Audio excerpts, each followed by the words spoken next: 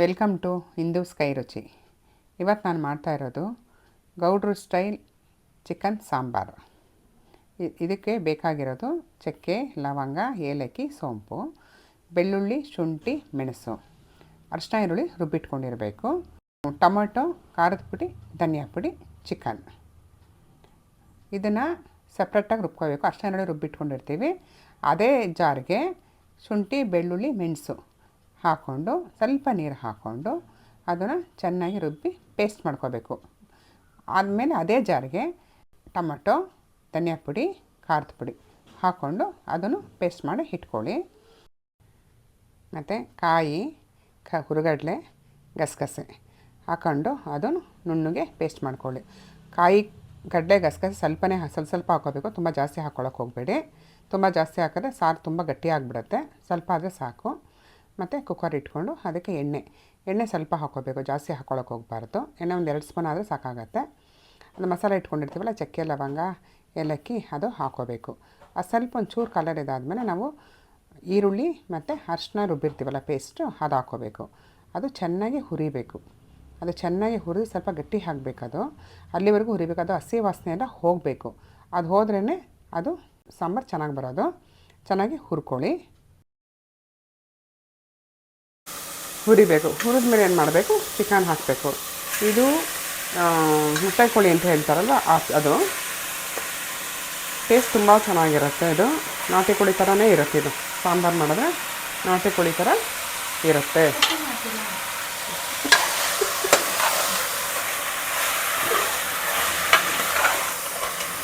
ಹಾಕಿ ಚೆನ್ನಾಗಿ ತಿರುಗಿಸ್ಕೋಬೇಕು.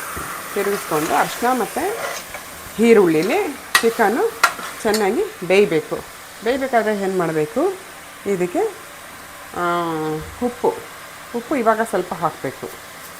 ಬೆಂದಮೇಲೆ ಸ್ವಲ್ಪ ಹಾಕಬೇಕು. 1 kg ಚಿಕನ್ನು 1 ಇಡೀ ಉಪ್ಪು ಬೇಕಾಗತ್ತೆ. ಇದು 1 kg ಇದೆ ಚಿಕನ್ನು. ಹಾಕಿ ಚೆನ್ನಾಗಿ ಮಿಕ್ಸ್ ಮಾಡಬೇಕು. ಮಿಕ್ಸ್ ಮಾಡಿ ಸ್ವಲ್ಪ ಎಣ್ಣೆ ಬಿಡೋವರೆಗೂ ಬೇಯಬೇಕು.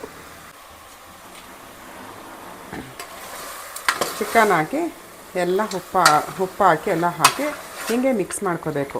ಮಿಕ್ಸ್ ಮಾಡಿಕೊಂಡು ತಿರುಗಿಸ್ಬಿಟ್ಟು ಅದನ್ನು ಒಂದು 10 ನಿಮಿಷ ಅದನ್ನು ಸ್ವಲ್ಪ ಬೇಯಬೇಕು ಅಂತಂದರೆ ನೀರು ಬಿಟ್ಕೋಬೇಕು. ನೀರಿಗೆ ಬಿಟ್ಕೊಂಡ್ಮೇಲೆ ಹಿಂಬರುತ್ತೆ. ನೀರೆಲ್ಲ ಚೆನ್ನಾಗಿ ಹೋಗೋ ತನಕ ಸ್ವಲ್ಪ ಬೇಯಿಸ್ಕೋಬೇಕು.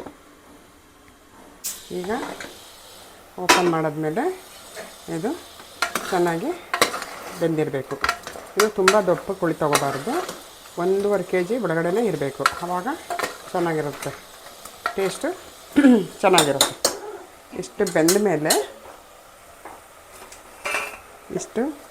ಬೆಂದಾದಮೇಲೆ ಶುಂಠಿ, ಬೆಳ್ಳುಳ್ಳಿ ಮತ್ತು ಮೆಣಸು ರುಬ್ಬಿರ್ತೀವಲ್ವ ಆ ಪೇಸ್ಟು ಹಾಕ್ಕೊಡೋಣ.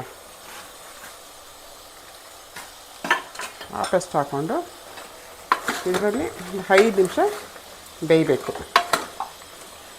ತಕ್ಷಣಕ್ಕೆ ಯಾವ ಮಸಾಲೆನೂ ಸೇರ್ಸೋಕ್ಕೆ ಹೋಗಬಾರ್ದು. ಇದು ಚೆನ್ನಾಗಿ ಬೇಯಬೇಕು. ಒಂದು 5 ನಿಮಿಷ ಬೇಯಲಿ.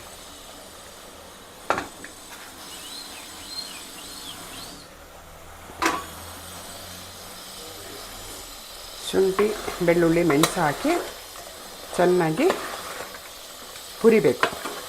ಚೆನ್ನಾಗಿ ಹುರಿದು ಈ ಥರ ನೋಡಿ, ಸ್ವಲ್ಪ ಎಣ್ಣೆ ಬಿಟ್ಕೊಂಡ್ಮೇಲೆ ಧನಿಯಾ ಪುಡಿ ಇದೆಲ್ಲ ಹಾಕಿಬಿಟ್ಟು ಧನಿಯಾ ಪುಡಿ, ಟೊಮೊಟೊ, ಖಾರದ ಪುಡಿ ಹಾಕಿ ರುಬ್ಬಿರೋದು ಪೇಸ್ಟನ್ನ ಹಾಕ್ಕೋಬೇಕು. ಪೇಸ್ಟ್ ಹಾಕಿ ಚೆನ್ನಾಗಿ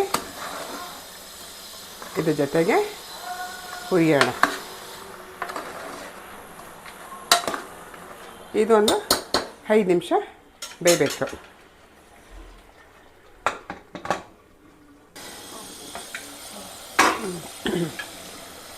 ಇದೆಲ್ಲ ಚೆನ್ನಾಗಿ ಒಂದು 5 ನಿಮಿಷ ಬೇಯಬೇಕು. ಈ ಥರ ಎಲ್ಲ ಬೆಂದರೆ ಸಾರು ತುಂಬ ಟೇಸ್ಟಾಗಿ ಬರೋದು. ಹಳ್ಳಿ ಕಡೆ ಎಲ್ಲ ಇದೇ ಥರನೇ ಮಾಡೋದು. ಇದು ಪಕ್ಕ ಹಳ್ಳಿ ಸ್ಟೈಲು. ನಾಟಿ ಕೋಳಿ ಸಾಂಬಾರು ಇದು, ಫಾರಮ್ ಕೋಳಿ ಸಾಂಬಾರು ಇದು, ಫಾರಮ್ ಕೋಳಿ ಮೊಟ್ಟೆ ಸಾಂಬಾರು ಇದು. ನಾಟಿ ಕೋಳಿ ಸಾಂಬಾರು ಥರನೇ ಟೇಸ್ಟ್ ಬರೋದು ಇದು.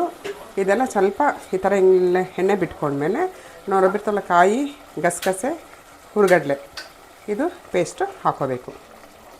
ಈ ಪೇಸ್ಟ್ ಹಾಕ್ಕೊಂಡು ಇದನ್ನು ಒಂದು 2-3 ನಿಮಿಷ ಇದ್ರ ಜೊತೆಗೆ ಚೆನ್ನಾಗಿ ಬೇಯಬೇಕು. ತಕ್ಷಣ ನೀರು ಹಾಕೋಬಾರ್ದು. ನೀರು ಹಾಕ್ಕೊಂಡ್ರೆ ಸಾರು ಟೇಸ್ಟ್ ಬರೋದಿಲ್ಲ.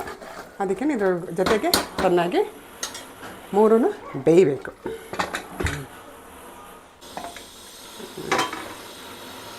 ನೋಡಿ ಈ ಥರ ಎಲ್ಲ ಎಣ್ಣೆ ಬಿಟ್ಕೋಬೇಕು. ಇದನ್ನು ಎಲ್ಲನೂ ಮಸಾಲೆ ಹಾಕಿ ಈ ಥರ ಚೆನ್ನಾಗಿ ಬೇಯಿಸ್ಕೋಬೇಕು. ಒಂದು 5 ನಿಮಿಷ ಈ ಥರ ಬೇಯಿಸ್ಕೊಂಡ್ಮೇಲೆ ನಾವು ನೀರು ಹಾಕ್ಕೋಬೇಕು. ನೀರು ಹಾಕ್ಕೊಂಡ್ರೆ ಚೆನ್ನಾಗಿ ಟೇಸ್ಟ್ ಬರೋದು. ಬಿಸಿನೀರು ಹಾಕ್ಕೊಂಡ್ರೆ ಇನ್ನೂ ಚೆನ್ನಾಗಿರುತ್ತೆ. ಬಿಸಿನೀರು ಹಾಕ್ಕೊಳ್ಳಿ, ಯಾಕೆಂತ ಇದು ಬಿಸಿ ಇರುತ್ತಲ್ಲ, ಬಿಸಿನೀರು ಹಾಕ್ಕೊಂಡ್ರೆ ಚೆನ್ನಾಗಿರುತ್ತೆ. ಆಮೇಲೆ ಇದೆಲ್ಲ ರುಬ್ಬಿರ್ತೀವಲ್ವ, ಆ ನೀರೆಲ್ಲ ಇರುತ್ತಲ್ವ, ಅದು ಸೇರಿಸ್ಕೋಬೇಕು.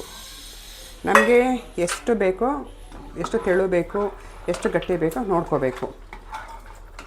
ಇದು ಸ್ವಲ್ಪ ನಾಟಿ ಕೋಳಿ ಸಾಂಬಾರು ಅಂತಂದರೆ ಸ್ವಲ್ಪ ತೆಳುಗೆ ಇರಬೇಕು, ತುಂಬ ಗಟ್ಟಿ ಇರಬಾರ್ದು.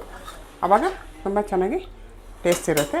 ಇದು ಮುದ್ದೆ ಹಳೆ ಕಡೆ ನಮ್ಮ ಅಮ್ಮ ಎಲ್ಲ ಮಾಡ್ತಾಯಿದ್ರು. ಇದು ಹಳೇ ಕಾಲದ ಸಾಂಬಾರು. ಇದು ತುಂಬ ಚೆನ್ನಾಗಿರುತ್ತೆ. ಮುದ್ದೆಗಂತೂ ತುಂಬ ಒಳ್ಳೆ ಕಾಂಬಿನೇಷನ್ ಇದು. ಇದು ಚೆನ್ನಾಗಿ ಕುದಿಯೋಕ್ಕೆ ಬಿಡಬೇಕು. ಚೆನ್ನಾಗಿ ಕುದಿಬೇಕಿದು. ಕುದ್ಮೇಲೆ ನಾವು ಕುಕ್ಕರ್ ಕ್ಲೋಸ್ ಮಾಡಬೇಕು.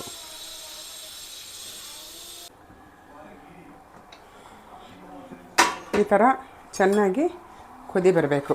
ಚೆನ್ನಾಗಿ ಕುದ್ದಿದ ಮೇಲೆ ನಾವು ಕುಕ್ಕರ್ನ ಕ್ಲೋಸ್ ಮಾಡಬೇಕು. ಇಷ್ಟು ಚೆನ್ನಾಗಿ ಕುದಿದ್ಮೇಲೆ ಇದಕ್ಕೆ ಒಂದು ಸ್ಪೂನಷ್ಟು ಸಾಂಬಾರು ಪೌಡರ್ ಸೇರಿಸ್ಬೇಕು. ಇದು ಸಾರಿಗೆ ತುಂಬ ಟೇಸ್ಟ್ ಕೊಡುತ್ತೆ. ನಾಟಿ ಕೋಳಿ ಸಾಂಬಾರಿಗೆ ತುಂಬ ಚೆನ್ನಾಗಿದೆ. ನಾಟಿ ಕೋಳಿ ಸಾಂಬಾರು, ಫಾರಮ್ ಕೋಳಿ ಸಾಂಬಾರಿಗೆಲ್ಲ ತುಂಬ ಟೇಸ್ಟಿಯಾಗಿರುತ್ತೆ. ನೆಕ್ಸ್ಟ್ ಆಮೇಲೆ ನಾನು ರುಬ್ಕೊಳ್ಳೋದಕ್ಕೆ ಪುದೀನ ಕೊತ್ತಂಬರಿ ಏನು ಯೂಸ್ ಮಾಡಿಲ್ಲ. ಈಗ ಬೇಯ್ತಾ ಇರುತ್ತಲ್ವ, ಚೆನ್ನಾಗಿ ಕುದಿಬೇಕಾದ್ರೆ ಇದನ್ನು ಹಾಕಬೇಕು. ಪುದೀನ ಕೊತ್ತಂಬರಿ ಸ್ವಲ್ಪ ಹಾಕಬೇಕು.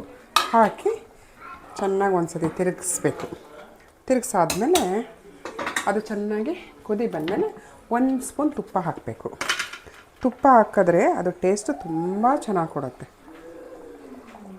1 ಸ್ಪೂನು ತುಪ್ಪ ಸೇರಿಸ್ಬೇಕು. ತುಪ್ಪ ಸೇರಿಸಿ ಚೆನ್ನಾಗಿ ಕುದಿ ಬಂದಮೇಲೆ ನಿಮಗೆ ಉಪ್ಪು ಖಾರ ಎಲ್ಲ ನೋಡ್ಕೊಳ್ಳಿ ಎಷ್ಟು ಬೇಕಾಗುತ್ತೆ ಅಂತ ಅಂದ್ಬಿಟ್ಟು ಇನ್ನು ಸ್ವಲ್ಪ ಬೇಕು ಅಂತ ಅಂದರೆ ಸೇರಿಸ್ಕೋಬೋದು. ಹಾಕಿ ಕುಕ್ಕರ್ ಚೆನ್ನಾಗಿ ಕುದಿ ಬರಬೇಕಾದ್ರೆ ಕ್ಲೋಸ್ ಮಾಡಿ. ಇದು 3 ಸತಿ ಹೋಗಬೇಕು. 4 ವಿಷಲ್ ಆದರೆ ಚೆನ್ನಾಗಿರುತ್ತೆ. ಈ ಚಳಿಗಾಲದಲ್ಲಂತೂ ತುಂಬ ಚೆನ್ನಾಗಿರುತ್ತೆ. ನೋಡಿ ಮಾಡ್ಕೊಳ್ಳಿ. 3 ಸತಿ ಹೋಗಿದ್ಮೇಲೆ ಈಗ ತೆಗೆಯೋಣ. ನೋಡಿ ಸಾಂಬಾರು ರೆಡಿ ಇದೆ. ಎಷ್ಟು ಚೆನ್ನಾಗಿ ಬಂದಿದೆ ನೋಡಿ. ಅದು 3 ಸತಿ ಇಲ್ಲ 4 ಸತಿ ಕೂಗಿಸ್ಬೇಕು. ಚೆನ್ನಾಗಿ ಬೆಂದಿದೆ. ಮೂಳೆಲ್ಲ ಈ ಥರ ಬಿಟ್ಕೊಂಡಿದೆ. ಇದು ಮುದ್ದೆಗೆ ಒಳ್ಳೆ ಕಾಂಬಿನೇಷನ್. ಬಿಸಿ ಬಿಸಿ ಮುದ್ದೆ, ಬಿಸಿ ಬಿಸಿ ಸಾಂಬಾರು ಒಳ್ಳೆ ಕಾಂಬಿನೇಷನ್. ಮಾಡ್ಕೊಳ್ಳಿ, ತಿನ್ಕೊಳ್ಳಿ, ಹೇಗಿದೆ ಅಂತ ಹೇಳಿ.